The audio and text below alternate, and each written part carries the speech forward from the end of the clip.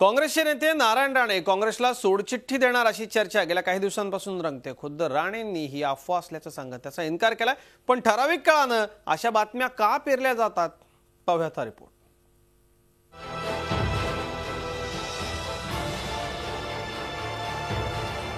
जिथे धूर असतो तिथे आग असतेच असं म्हणतात। नारायण राणे काँग्रेसचा हात सोडणार या बातमीचंही तसंच आहे।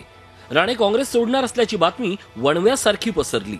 या वणव्याची सुरुवात झाली ती राणेंच्या सिंधुदुर्गातून। सुरुवातीचे काही दिवस राणेंनी त्याबाबत सूचक मौन बाळगलं। परिणामी राणे समर्थकही अस्वस्थ झाले। त्यातच निलेश राणेंनी प्रदेश काँग्रेस नेतृत्वावर तोफ डागत सरचिटणीस पदाचा राजीनामा दिला।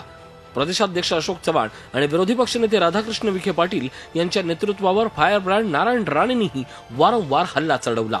हे सगळं सुरू असतानाच विधान भवनात नारायण राणेंनी मुख्यमंत्री देवेंद्र फडणवीसांची गुप्तगू केल्याची ब्रेकिंग न्यूज झाली आणि पक्षांतराच्या चर्चेला आणखीन उधाण आलं। मात्र राणेंनी त्याचा साफ इन्कार केलाय। अकस्मात हा विषय आला कुठून, काय संबंध आहे? मी तर आत्ताच मीडिया समोर बोललो, मी स्वतःहून आलो आणि बोललो की हे आमच्या काँग्रेसच्या काही लोकांचं षडयंत्र आहे।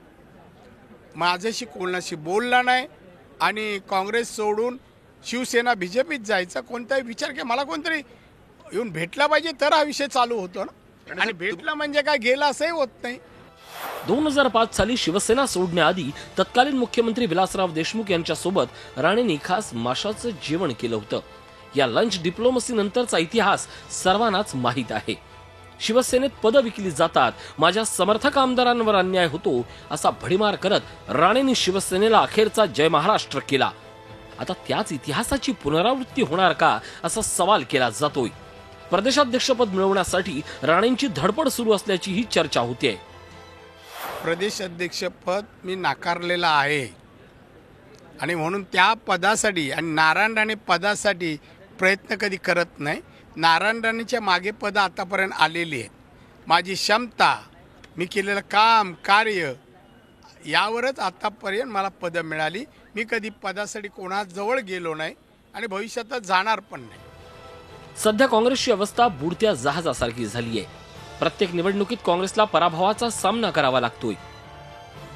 अशा परिस्थितीत स्वतःच्याच पक्षातल्या नेत्यांवर जहरी टीका करून नारायण राणे नेमकं काय साधतायत असा प्रश्न सगळ्यांनाच बुचकळ्यात टाकतोय। Bureau report, Zee Media. झी 24 तास रहा एक पाऊल पुढे।